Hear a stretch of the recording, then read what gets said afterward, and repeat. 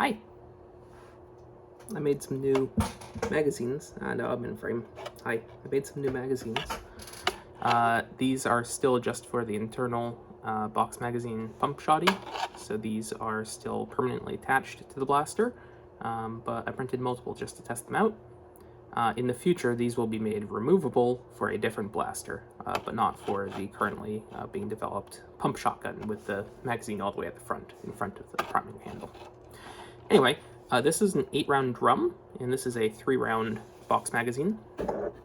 I made a 3-round, a 4-round, and a 5-round to go with the magazine that is already default on the blaster, which is a 6-round box magazine. 6 is the largest that would fit on my print bed. It is 2 pieces, so just 1 piece per side. And I made these smaller ones for people that have smaller printers or just want less capacity to have like a sleeker profile on the blaster. So this is a 3-round, nice and tiny, super small, super cute. This is my big old bin of shells. And, let's just, let's see, shells. So this is the 3-round box magazine, and it feeds just fine. Just like that. See, just 3 in there. And then it has the same drum springs on the inside, there, and here, that just fill up the follower. Same as the 6-round magazine, just a bit smaller. So there's that. And then this is an 8-round magazine. This is a drum magazine. This is essentially a normal magazine, but the feed channel is just shaped swirly. It has a different follower in there, so it can do the turns. This prints in a different orientation. This one prints with each half front to back, so it prints with that half and then this half, as opposed to this one, which prints with the halves left to right. So this half and then this half. Which means that this doesn't have the layer lines as orientated as nicely as that one. So the shells rub quite a bit on this one. This was just a proof of concept, this exact 8-rounder. I'm planning in the next version to have this top neck area be flat prints like this, and then the drum itself connects to that. So that will allow it to have the strength of the neck from that other version, and it will not rub all against the shells as much as this one.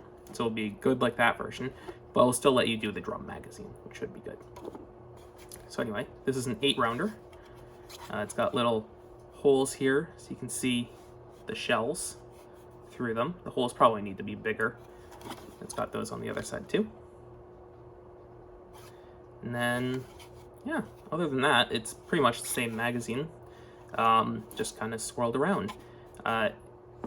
It has only 3 drum springs on it still, just like the other magazine, which I don't think is enough for a drum magazine. I think that this really needs 4 of these springs in here. This one only has 3. This one only has 3 as well. It probably needs 4, because it's a little bit sluggish with pulling up the shells. But it does function, so let's mag dump as it is some of these.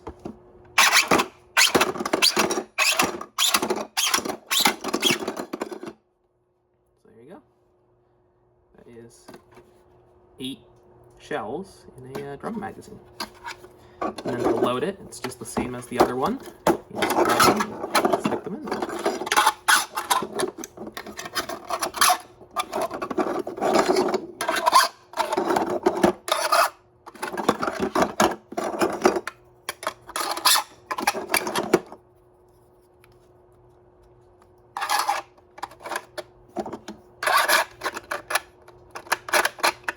That's 8. There we go.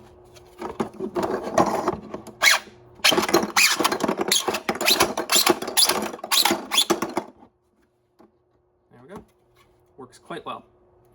So I'm planning on doing those updates I talked about, redesigning how this kind of assembles and the print orientations of it, and adding that extra spring. But other than that, it's quite good. And this basic layout and concept is very easy to scale up in the way that I've done it. So I can easily make, instead of an 8-rounder, I can make a 10-rounder, or, you know, up to 16 or something like that. I don't know. There is a set length of the drum springs, like they can only extend so far, and I haven't measured how far that is in terms of shells lined up side to side, like this. So it would be from this wall out this direction, the measured length. I think that the drum springs can extend maximum of like 50 centimeters in like a nice way. They can do a little bit longer. I think they can do like 55 before they actually break. But it's not a good idea to push them all the way to the breaking point every time. So like 50 is the maximum safe-ish length of extension. And I haven't done the simple math to figure out how long that is in shells. But yeah, bigger drum magazines are very easy to do. So once I make the updates to this one, it would be very easy to then modify that version to have more shells. Should be good. And then as well, with the normal stick magazine, if you made it so that you had multiple flat prints and then kind of stitched them together with intermediate little panels in between them, so you had a flat print here, and stuck them together with another one, you could very easily make a super long stick magazine if you really wanted to.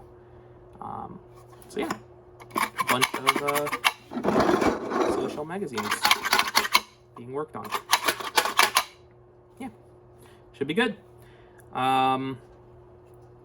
If you want to keep up to date on this, feel free to subscribe. Yeah, I'm trying to do better at calling out those YouTube things. So yeah, subscribe. I've got a Patreon and a Buy Me a Coffee in the video description. And let me know if you have any questions about the stuff. Yeah, all right, bye-bye.